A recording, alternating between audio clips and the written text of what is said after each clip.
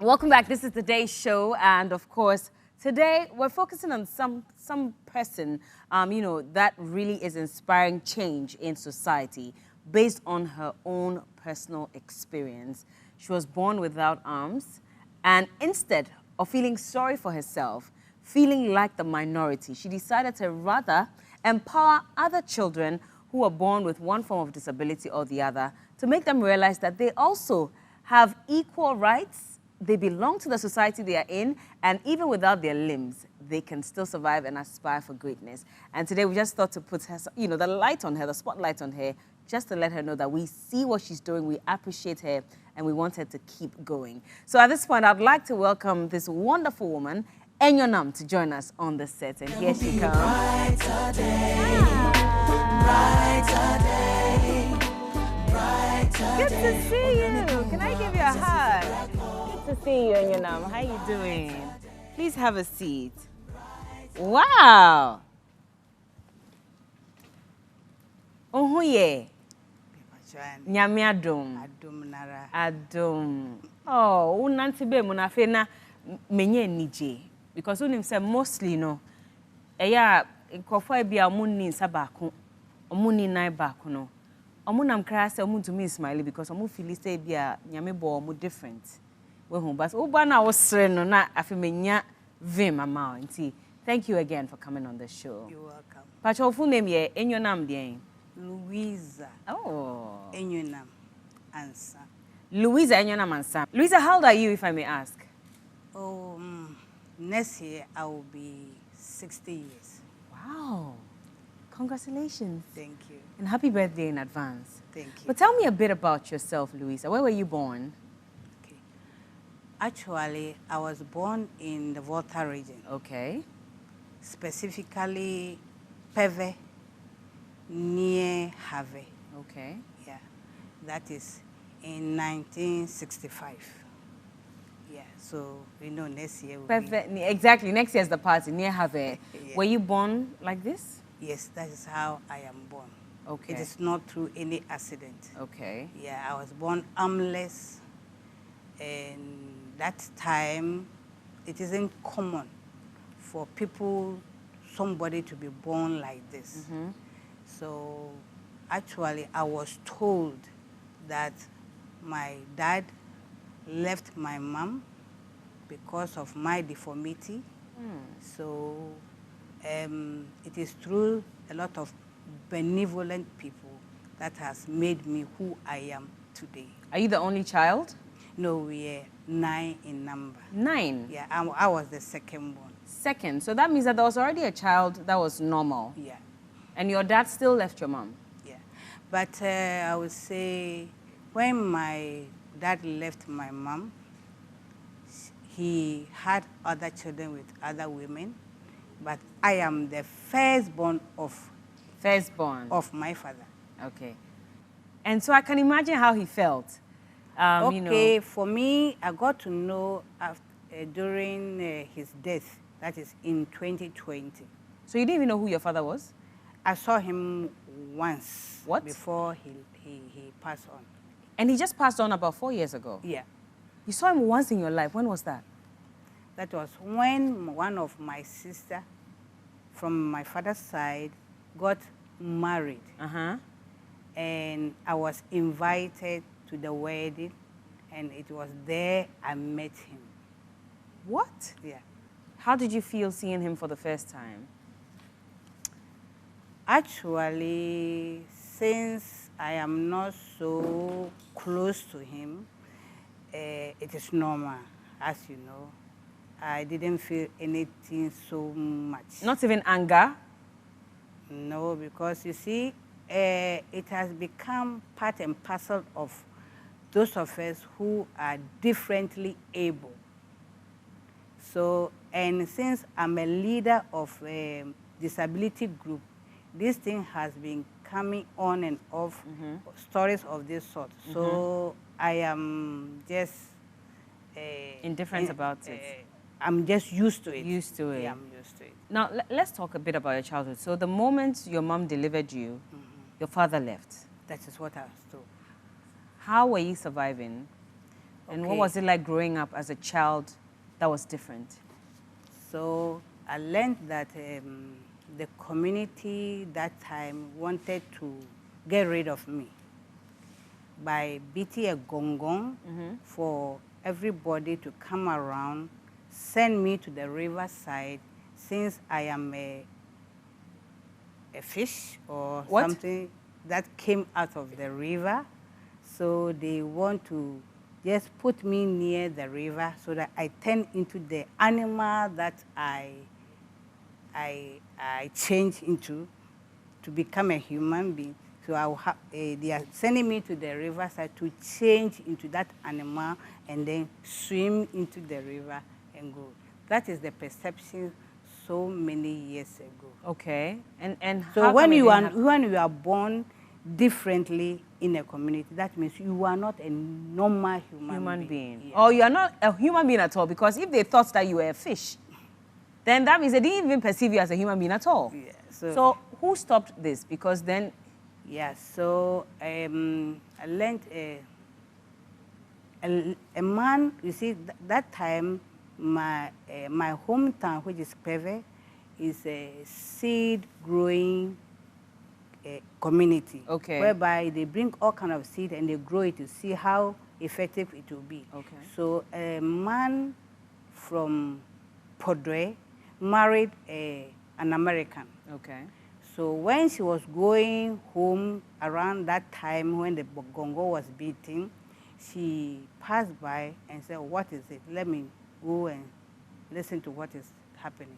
It was there, and then she heard that this is the reason why the gongo was being beaten. So because of that, she quickly went to them and said, "No, we have this sort of people in America, and she's not any animal." So she was the one who saved me. And then I learned my immediate family, which is my mother's side, disowned me. So she has to look for somebody to send me to take care of me. So this old lady accepted me, and then she is the one who named me Enyonam, meaning that I am good for her. Oh. And all this you heard at what age? At what age did you come to a realization that you were different? That time I had finished with training college. That's when you heard this story? Yeah. I went home after finishing training college, decided to go home rather to see my other siblings because I was away a long time ago. So I decided to go and see who they are and then the family at large. And then there I saw them. So was it because you also had to leave the village?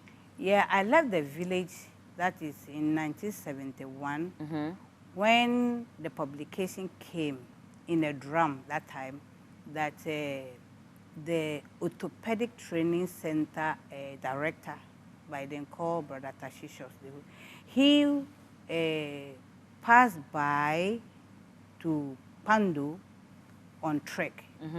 And then there was this publication, and then he said, okay, let me see the child. So over there, he saw me and then asked the social welfare people to send me to the orthopedic. Okay. So that they will fix an arm, artificial arm, for me to function. So in 1971, I was sent to orthopedic training center for the artificial limbs. And they were able to do it for you? So over there, they did it. But because of the straps and how heavy it is, I didn't like it. So anytime it is being put on me, we have a little zoo there.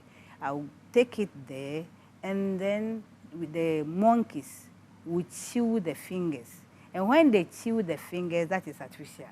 So there I will be relieved. They will remove it and then send it to the workshop to fix it again. So when it is done this way, oh, okay. Then you go back to the monkey again. So they did it several times. I said, no, this lady, she doesn't like the thing. Let her go her normal way. And I was left to go my normal way. Then 85, it was my aim to become a lawyer. But that time, the orthopedic training center hadn't gotten a lot of sponsors, and we were many over there. So I was only asked to go for training college, which I objected. So, and there was no option for me, though I stayed in the house for another year, and then since there was no option, yeah. I decided to go because to just go. So in 87, I went to St. Louis Training College in Kumasi. Is it a teacher training or nursing training? Teacher training. Teacher training, okay. Yeah. So St. Louis Training College in Kumasi, and completed in 1990. Wow. And in 1990, I decided that, oh, it's been a long time. I left home. So I decided, why not go out of this community to see how people will embrace me? So I decided to go to Ho, and that was where I started my teaching in St. Cecilia JSS by then. Okay. JSS, now called Ho Domain, RC JHS. How many years did you teach there? 10 years. 10 years? Yeah. So even before we come to the teaching, so how are you managing in school? Knowing that when you go to school, you have to write. You don't have arms. You don't have fingers to write. So how are you able to do your classwork, all that? Yeah. You know, there is saying in Akan, say, Bibi ni hua, Bibi besha naim. Say Bibi? Bibi ni hua, Bibi besha naim. Okay. So he knows he will bring me to this world with that arm. But he didn't take my legs out and my feet. So everything I do is with my feet and my legs. You're able to write with your feet? Yes. What? Yes. Did you have to learn it yourself or someone taught you? Okay, the teaching of using the feet started when I started school in my hometown. You see, that time, that lady, the white lady, she was the one who sent me to school the first time. And she told the headmaster, we don't know how she's going to write. Some of them use their lips, and some of them use their feet. So, but we don't know. So send her and let's see how she will write. And being in the school the first time as a kid, you know, I was nervous. Everybody will leave me. So I said, I'll go with them, and I said, no. So what they did was, they locked me in the office, put a slate on a table with a chalk. Yeah.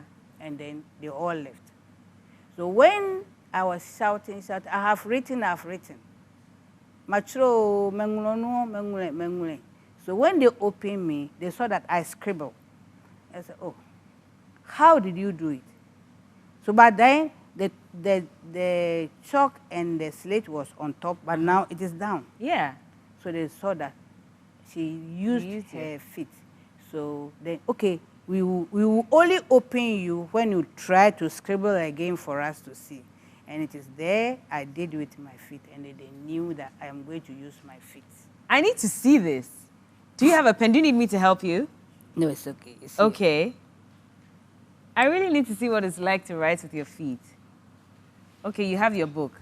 Do I move this table out of the way? Yeah. Maybe that will make you more comfortable. So all this I'm seeing in the book, you wrote it? Yeah. Wow.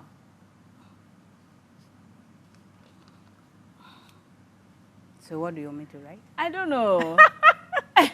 I don't know. Just anything that comes to mind. So this is my full name. Okay.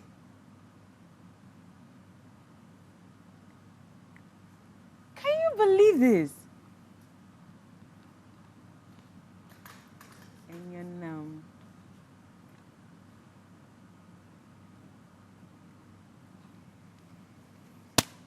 Unbelievable. And you write so comfortably. Wait, so when you're in class and everybody's writing notes, you know sometimes the teachers will come and write something or they read out and then you have to write notes. How are you able to keep up? Yeah, when I went to the training college, it was fast. So what I did was I took a recorder with me. So after every lecture, I look for time for myself and then write the notes.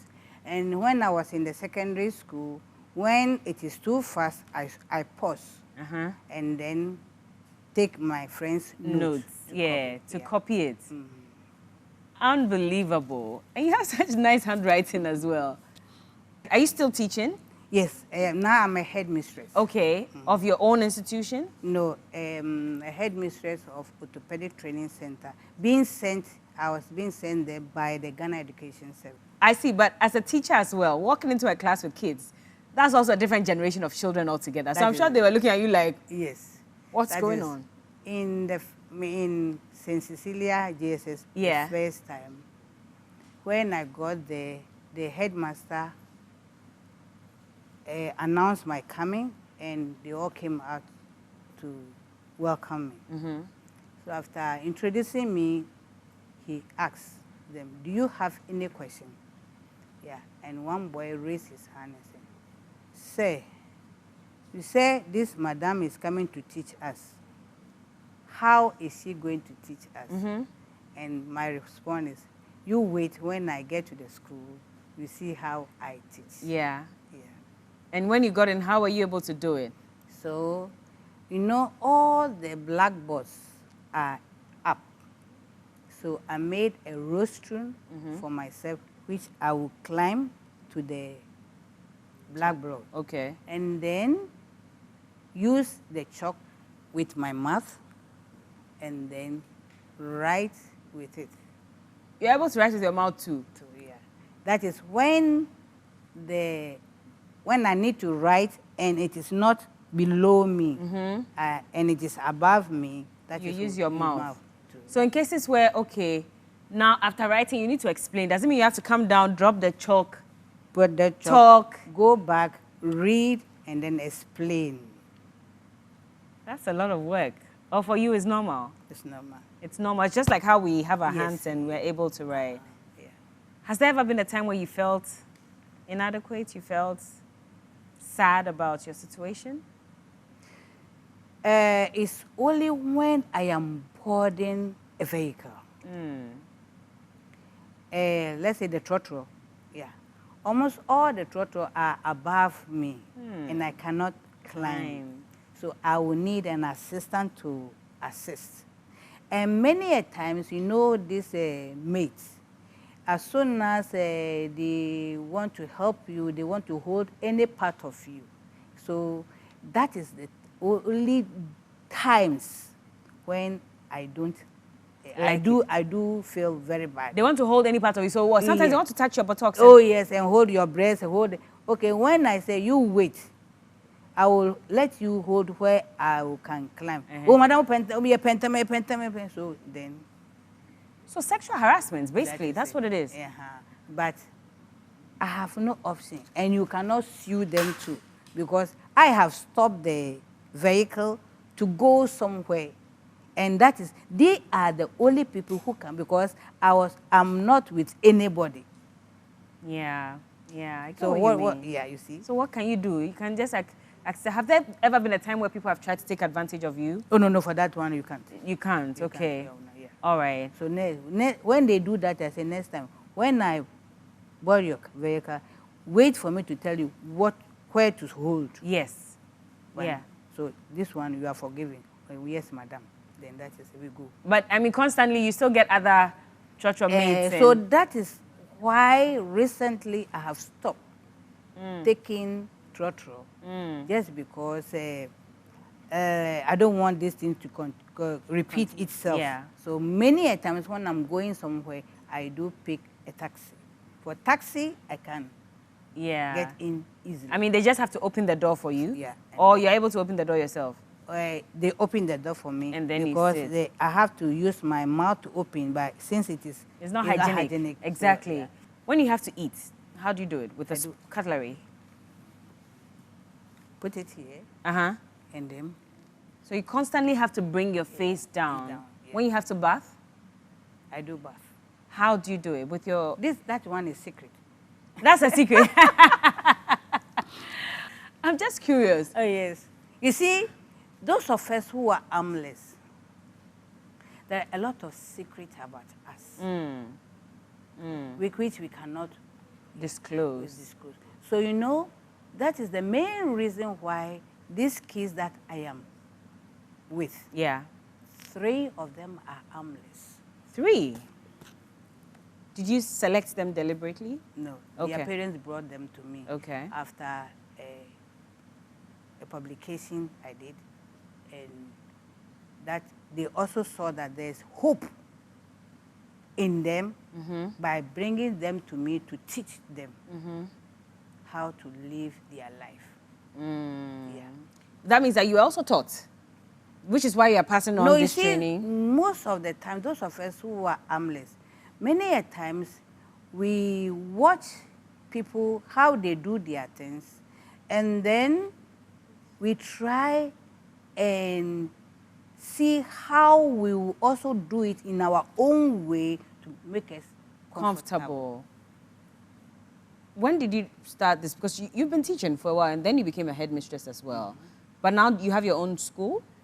Not yet. Okay. Not yet. In the sense that it was my aim that I get a school before I go on retirement. But it couldn't materialize because I have a big land, about 7 acres, but I need a benevolent to come and develop it for me. Okay. But before then, the kids that are with me, they go with me to the school that I am heading. Okay. But actually, not that same school, because the school I am heading is a disabled school. Oh. So and that place is a, how do you call it, rehabilitation school. Okay. Yeah. So they don't stay there permanently. Yeah. So there is a school nearby, which is a Methodist, a Tertiary Methodist school. That is where I have enrolled all the children. Okay. Mixed with the able ones. Regular, so that is, we call it inclusive. Okay. Yeah, so they are in an inclusive school. Even with the kids, the 3 kids that you have that you say armless as well. Yes. They are also mixing with the regular kids. And they don't face any form of discrimination or anything? Oh, a lot. Because even beginning, the children were rejected to be in the school. By the teachers? By a lot of, I mean, not the headmaster as such, but a lot of force is coming from all over. So he has to regulate my bringing the children into the school. Okay. Yeah. But later on, they have understood. You see, they thought these children would be a burden on them. They have to do a lot of things for them. Yeah. But my children, they saw that no, they are somehow independent. Yeah. I see. Now, you talk about training other kids. You've been a headmistress. You've been a teacher all these years. You love kids. Oh, yes. Do you have kids of your own? No. Was it a deliberate decision not to have them, or was it circumstance? I would say, actually, I didn't go into relationship early. Okay. And then when I got there too, it wasn't favorable to me, so I stopped, and then that is it. In what sense, if I may ask? If you say it wasn't favorable to you, what way? It was not favorable in the sense that the man I had wasn't the type I want. Okay. Yeah. So. What type do you want, or did you want? You see, many a times those of us who are forceful, a woman who is forceful and disabled, many a times the men want to take advantage of you. Yeah. So when I saw that that is the aim, I put a hot. You ended it? I put a hot on. So did you date for long? Were you with him for long before ending yes, it? Yes, we were there for 15 years. What? 15 years. Dating or married? Dating. For 15 years? Yes. Because there was something in him that I am not sure. Ah. So I didn't ask him to go and he also didn't force to go in and marry me. So you were there for 15 years. And 15 years? 15 years, 5 years now. That September will be 5 years when we ended. Don't you miss him? Oh. You don't miss him, eh? No, no, no. The way he said, oh, are you open to another relationship? No. Not at all? No, no, no. You never know. You might meet someone who understands you better. Maybe. If he comes and I study him, that is it. But not now. Not now. So right now, your aim is to establish a school? Establish a school and then continue taking care of these kids. Now, in terms of taking care of them, are these kids from poor homes? Many, almost all Many of them. So that means that almost all of them. Almost all of them. Mm. So that means they are not able to take care of their feeding, and that all falls on you. Yeah. And so through benevolence, that is how I am able to keep them going. Going. Their school fees, no. Vehicle to school, no. Okay. Nothing.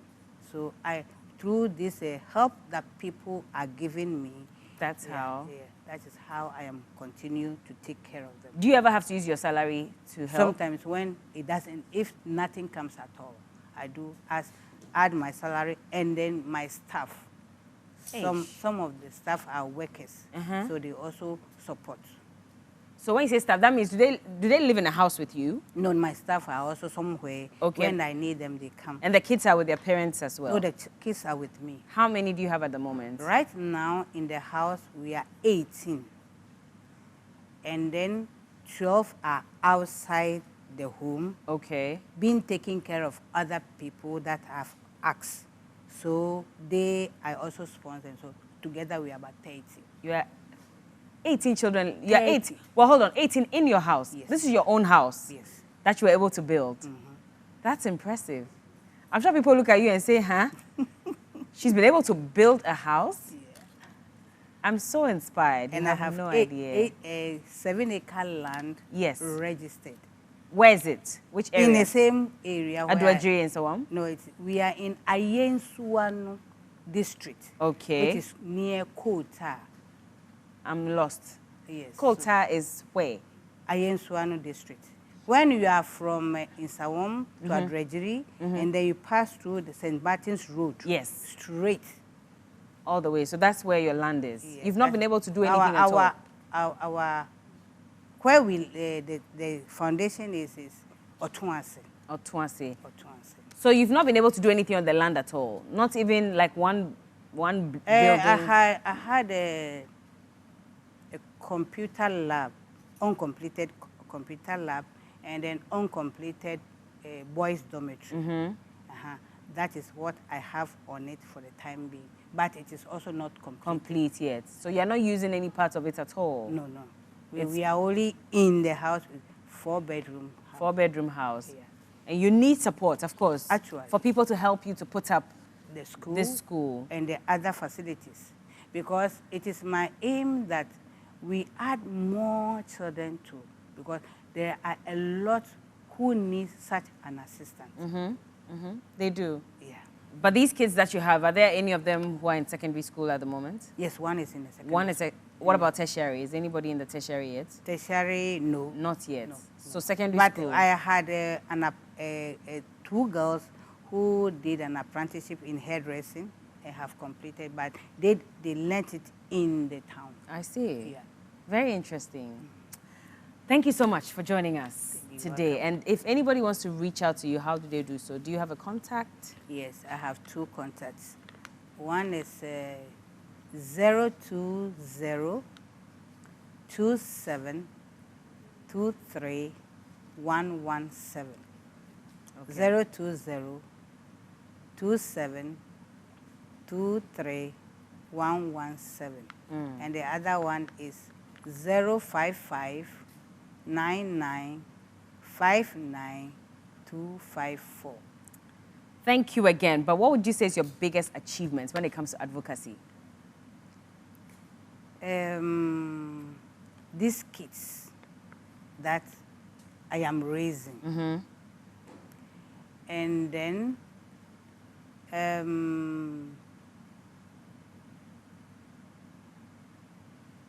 how people have got an award from President Kufuor some time ago. Okay. Yeah.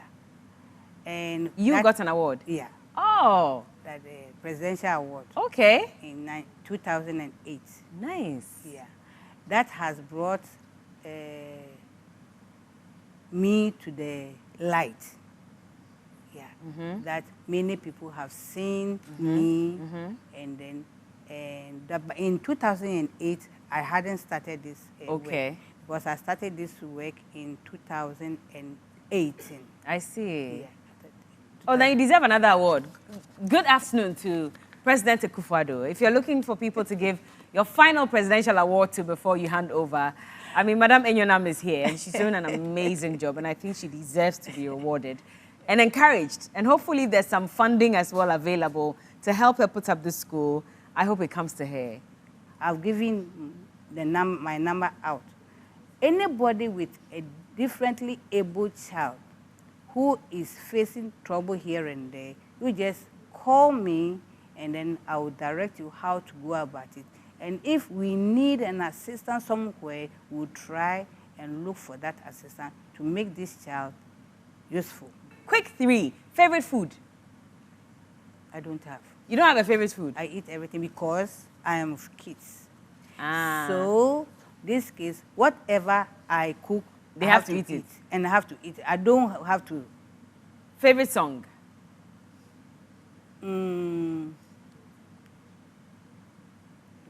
Gospel and the others.